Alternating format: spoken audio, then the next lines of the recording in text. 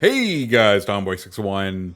Oh boy, is this going to be a massive update that is going to keep us busy through the summer. Two new lines introduced, new GXP ships introduced.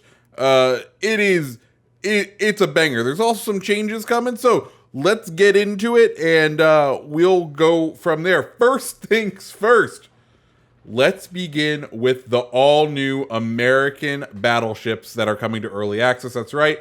This update brings 3 new battleships to reinforce the American fleet with big guns and strong armor. Tier 4 through 6 ships will be available through early access, with Tier 7 being locked off until the next update.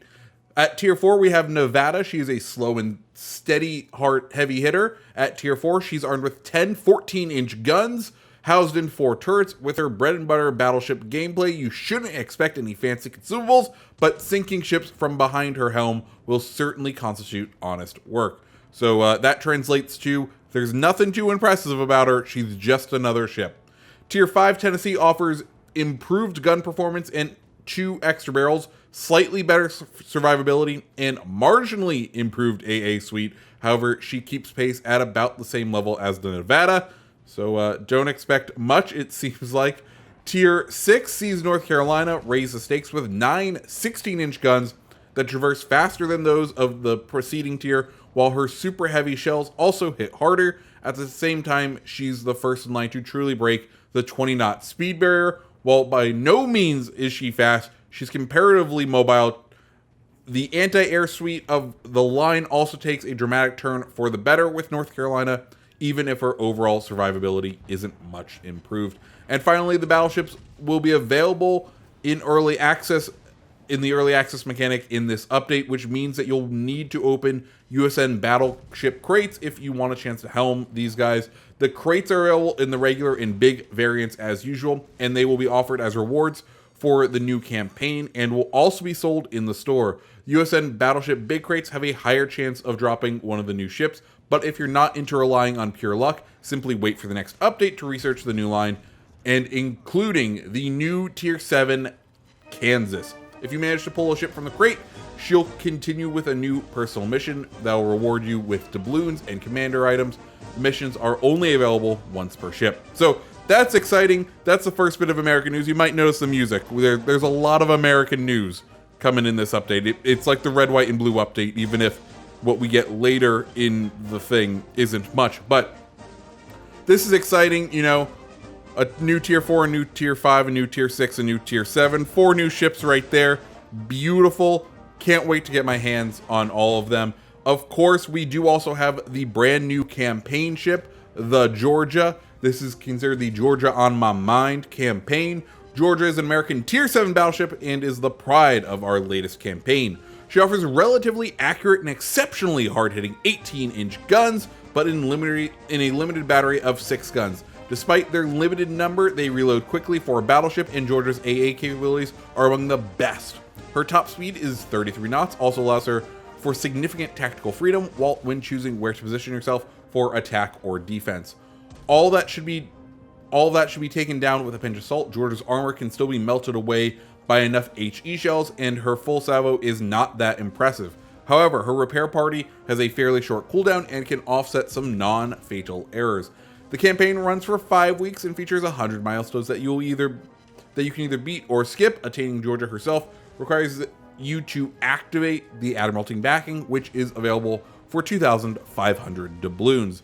The exact rewards are as follows. So, if you do not spend the money on the Admiralty backing, what you will get is 55 common boosters, 15 Type 1 camos, 15 Type 2 camos, 15 Type 3 camos, 7 red, white, and blue camouflages, 294,000 Commander XP, 150,000 credits, 1,500 Global XP, 14 promotion orders, 1 insignia, 1 commendation, 7 days of premium account time, 7 USN battleship crates, 1 USN big battleship crate, 1 US Commander, 1 patch, and 1 symbol.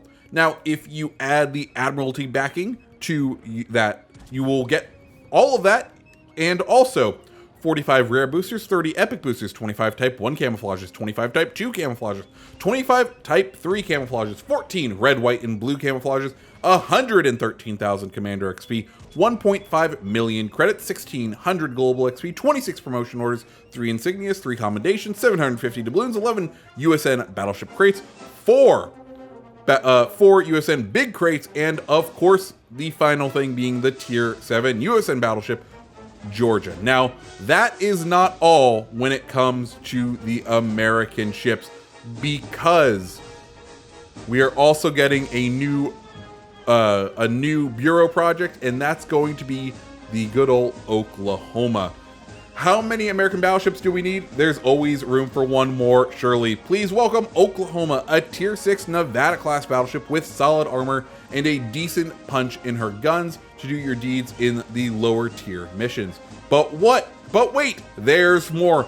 En route to unlocking Oklahoma, you're going to see a whole range of Grade 1 permanent camos for the following battleships: Nevada, Tennessee, North Carolina, Kansas, Oklahoma, New Mexico, Colorado, and New York. Also, I just realized I said Tier 6. Nevada is a Tier 4. Please note this project isn't time limited, but at some point it will be deprecated. We strongly advise that you at least start it, and this means you will never lose it.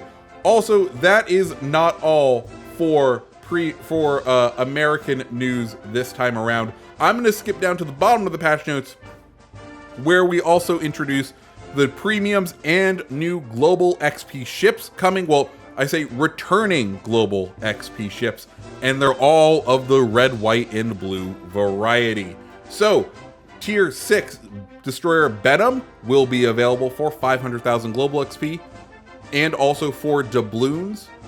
But I would say you use the wonderful use your global XP for her.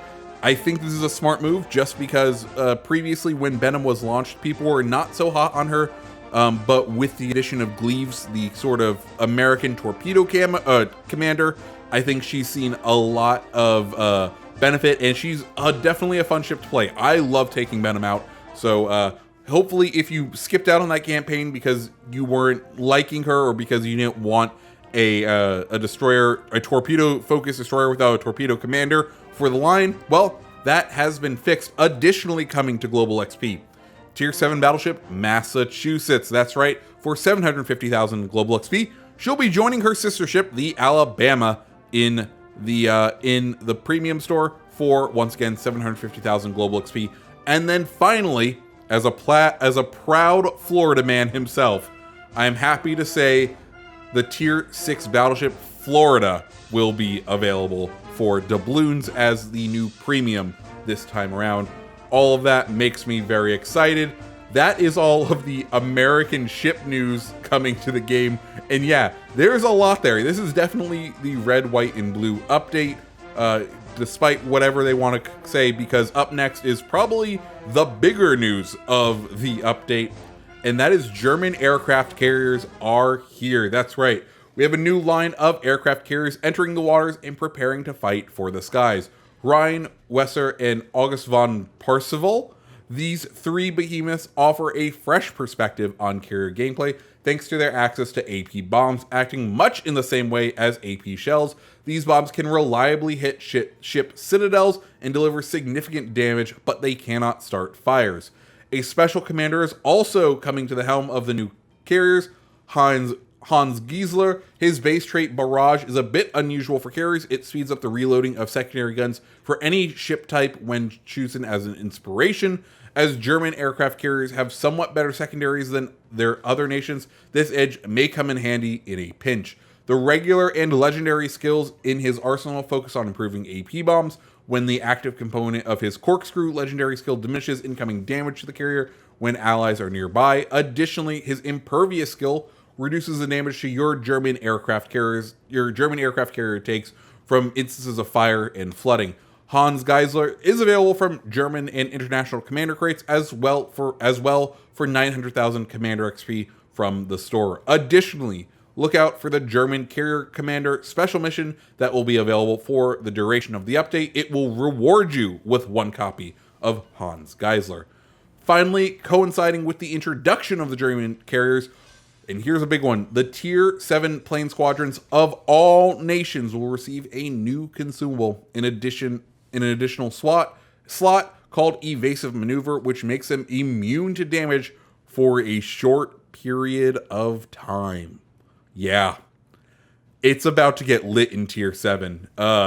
We don't know how long this trait lasts, but yeah, planes are about to become invincible for a little bit. So who knows how long it lasts. I pray it's not more than like 5 seconds, but we will see.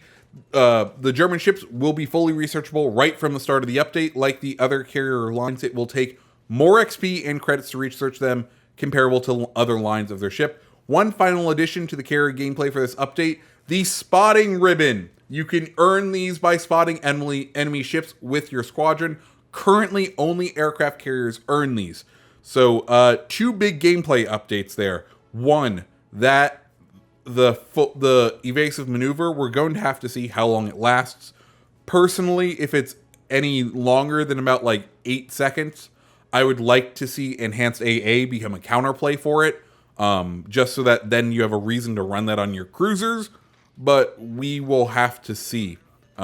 Tier 7 planes being able to go invincible for a little bit is slightly scary. We'll see what happens. Also, thank God we're getting a spotting ribbon. I do find it interesting that it's only for spotting a ship and not, in fact, spotting it and a enemy ship causing damage to it, which I do find interesting. I'm also wondering if you're going to be able to like farm these by getting like a destroyer in and out of its detection range like really quickly and getting all sorts of bonus like ribbons with it. I'm interested to see. We will see. I do just like the fact that we do have a spotting ribbon now coming to the game. Next, Season 4 of Arena. Arena is making its triumphant return. Prepare yourself for Tier 4 ships for battle. This time, we're simultaneously spicing up and optimizing the arena battles. The spice comes from a new setup we call Arms Race. This mode is added on the top of a now familiar 4-team arena format. What this means is that the positional war is now fought for more than just the central carrier. There are now valuable stat boosters located around the map that can improve your team's ships. They will be vital to your success. Don't ignore them. The season is scheduled to take place from June 24th until July 12th, and the leaderboards will only take the 15 best games of the day into account for your leaderboard placement. If you don't play that many games, all your results for the day are counted towards the leaderboard. To maximize your leaderboard placement, be sure to play every day of the season. Your scores will add up quickly. The rewards range from the new USN battleship crates to commander items, and of course steel badges, which will be available for 50% for the 50% and higher brackets this time. Check out the dedicated blog post for the season early next week to find all the details. Oh boy, I'm liking what they're doing with Arena right there. They're taking the good parts of the April Fool's mode, which I think were those stat boosts, adding them into this game mode. I'm excited for Arena also taking just the top 15 best games, which is still a lot to play in a single day. But I like that they're at least limiting it to 15. I probably would have preferred 5. But hey, we will take what we can, maybe 10. But basically taking the power away from the people who just play the game all day to give you maybe a chance. Still 15's a lot, but still. Arena, I think the only downside is Tier 4, but I think with all the other changes, they want lower ship tiers because, once again, I think Arena mode is all about getting players in that don't usually play ranked, and they want lower tier players in. And how do you get lower tier players in? You use lower tier ships. Like, you get the new player base in by doing that. So, I understand the Tier 4 pick. I just wish maybe Tier 5, maybe Tier 6, hell, maybe Tier 7. But we will take it because the rest of Arena mode sounds like it is going to be a treat. Okay, next thing, status widget. They're updating the main menu to give you a better understanding of the progress in campaigns and the bureau projects. The activities widget will show you the following: status and progress for the current campaign, status and progress for the current bureau projects, commander XP, commendations, insignias, promotion orders, paint, and and any event currency that you might currently be active. Together with the widget, we're updating the ship filters a bit. You'll now be able to filter the ships that can be used for current personal missions as well as the bureau projects. Hallelujah, I don't have to stress my short-term memory every day as I try to remember the 4 ships that are good for me to use in order to get through my bureau projects. Thank you. This is a quality of life update that I love. Thank you so much, Wargaming. Top thing of the update right there. But really, that's amazing. Thank you so much. Next, we're on to some other balance changes, and some of these I think are pretty interesting. So the first, French battleships will receive a new mod. That is the Armament Durability Mod 1, a modification that increases the HP for their gun turrets by 50% while reducing the ship's HP by 5%. This modification can be installed in the first slot. So you would have to give up mods, what is most likely the artillery mod slot 1, the one we all use that decreases dispersion, just makes everything better. Yeah, that one. They're adding an actual choice here that you may actually want to use on like Richelieu and Jean Bart. I think this is excellent. I'm liking the trend that we've had that each update they've been adding one new sort of mod that you can add to one of the slots on the battleships. If this one works, I would love to see it brought to some other ships. I understand why it's being brought to the American or to the French ships first, but I really like the fact that they are trying out new mod slots because right now there's like a couple of ships that you don't use artillery mod slot 1 and you use the turret traverse mod slot, and beyond that, like most people, you just straight go to that first one. Glad to see that we are, or main battery mod 1. That's what it is. Main battery mod 1 is what like you pick 98% of the time. It is so good to see we're adding a little bit of variety there, and I hope we continue to see more and more mods. Just because as we do this, we diversify builds and we make it more interesting, and that's what I want to see. Next, the blind range base trait of Arthas. The cold now increases damage for cruisers, while the fighter consumable is up by 20% instead of the 6. Thank you so much. I've been wanting this for a while because it was at 6% when the plane was able to be up for a minute and a half, or was up for 6 minutes, but now it both decreases the amount of time the plane is up to do damage, and we had that significant nerf to the amount of time fighter planes were up from cruisers, and it just made this thing not make sense. Adding the 20% damage for cruisers makes it make sense, and it makes me want to attempt to build with it somehow, some way. Don't know how, but I feel like it could be a little interesting. Next, HE bombs of Langley are receiving a buff. Maximum damage is going from 9,030 to 9,480. In addition, fire starting chance is also getting a buff up to 43% from 41%. Additionally, Lexington, the Tier 7 American aircraft carrier, also receiving an HE bomb buff. The maximum damage is increasing from 10,120 to 10,620, and the fire starting chance is going up to 54% from 52%. Another big change, legendary ships are now matched type to type in standard battles. Thank you so much. Meaning that you should have an equal number of destroyers, battleships, and cruisers of similar tiers, unless the matchmaking process takes more than 4 minutes and there are uneven divisions present.